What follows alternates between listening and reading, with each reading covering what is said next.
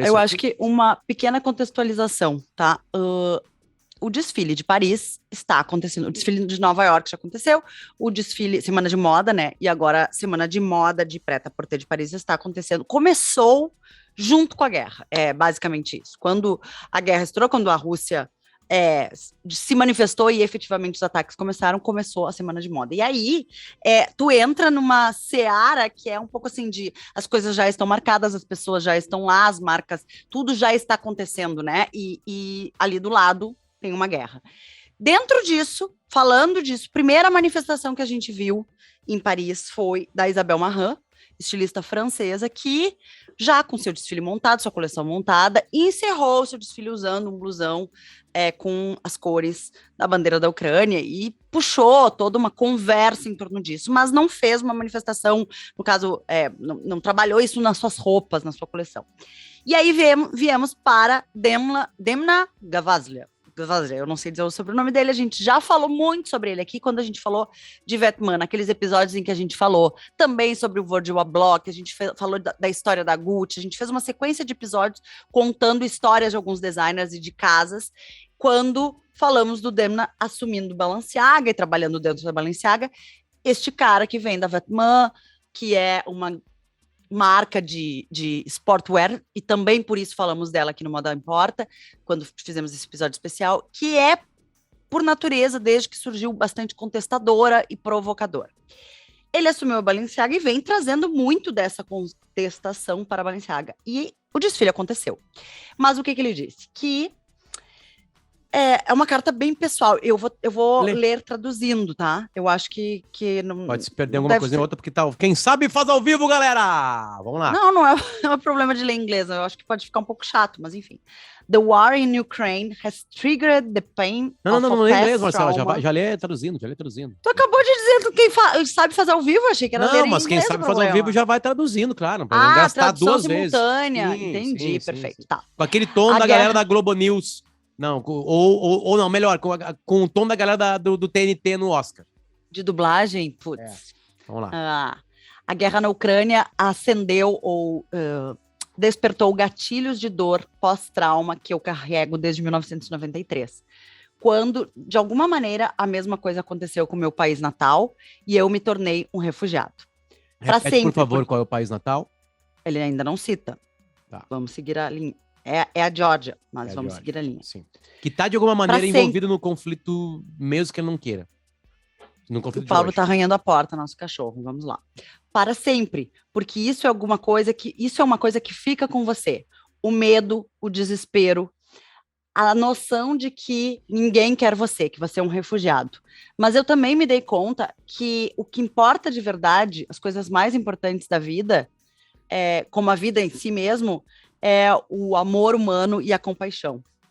Isso é por isso que eu estou trabalhando nesse show desde a semana passada. Estou refazendo, na verdade, esse show.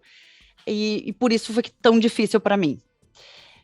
Because in a time like this, porque num tempo como esse, moda perde a sua relevância. And its actual right to exist. E o seu direito de existir. Então, essa é a frase que aí ele entra dizendo que ele vem com esses traumas. Desde 93 ele se sente indesejado, digamos assim, em outras nações, porque ele é para sempre um refugiado. Isso é uma coisa que não sai de ninguém. E aí, por que está tão difícil trabalhar nessa coleção? Porque aí a moda perde a sua relevância e o seu verdadeiro direito de existir. A semana de moda parece algo perto do absurdo. Mas pensei muito em cancelar esse show, trabalhei com o meu time e nos demos conta que deveríamos seguir adiante. Cancelar o show seria desistir, seria se render para esse medo diabólico, para algo que me machuca há mais de 30 anos. Então, eu decidi que eu não posso mais sacrificar partes da minha vida para algo sem sentido, tão doído como uma guerra. O show não precisa de explicação.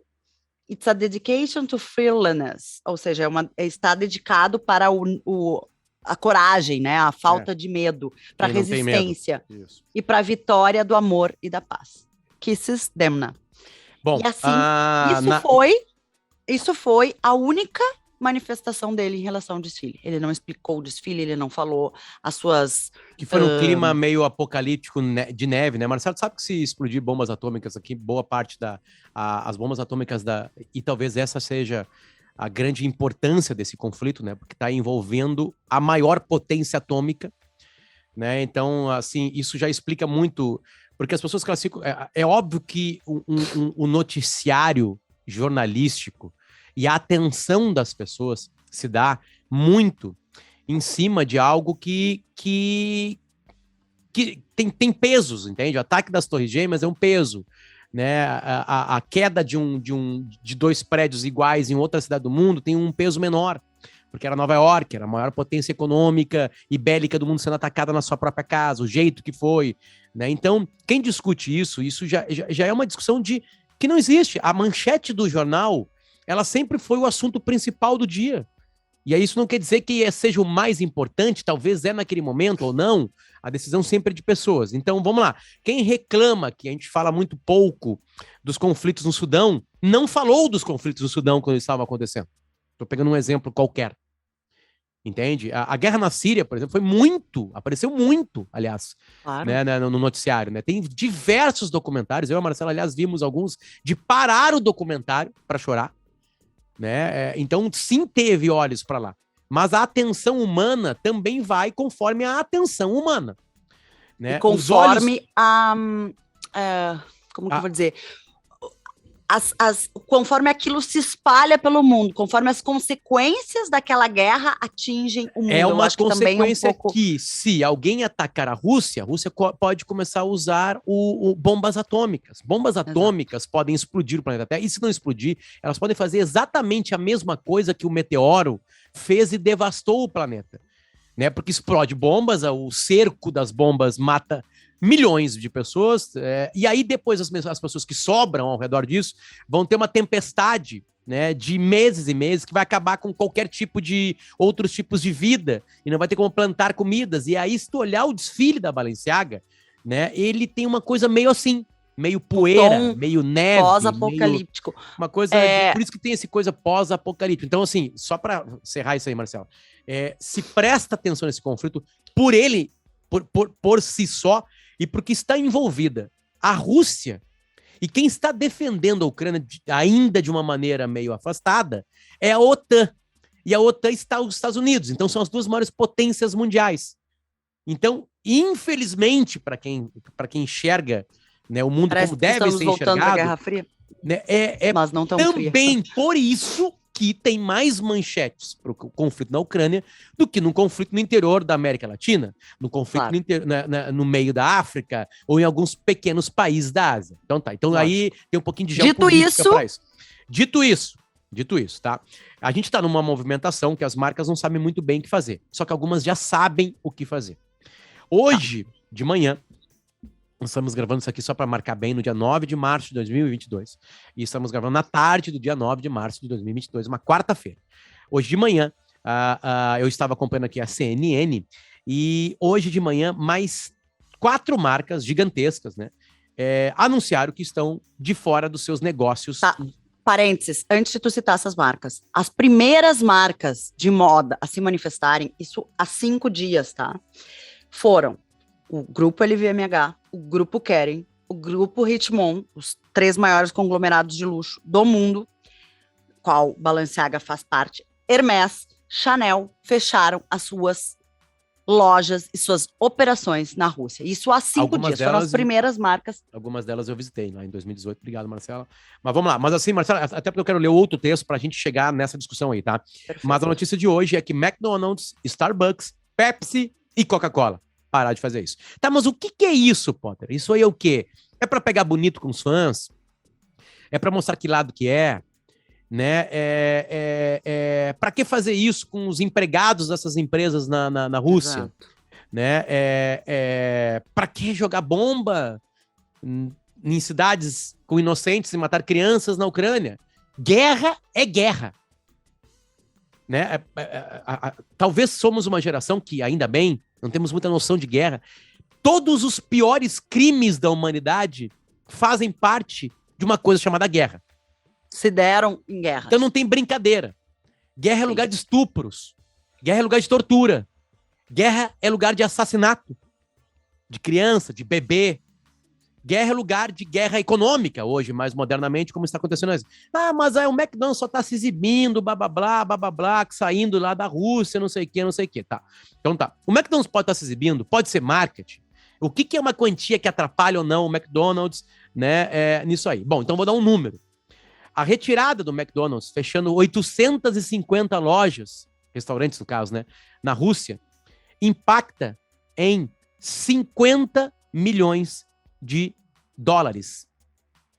Perdidos. Eu quero só pegar aqui 50 milhões. Eu quero pegar quanto que são 50 milhões, se é mensal, se é quinzenal, né? 50 milhões. Escrevi aqui, tô ao mesmo tempo que eu tô falando. Por mês. 50 milhões de dólares por mês o McDonald's vai perder. Vai fechar o McDonald's? Não vai. A empresa deve ter pensado nisso aí. Mas é uma sanção econômica para o Putin ver o povo internamente sofrendo. Não é porque vai faltar Big Mac, não. É porque as pessoas vão perder emprego.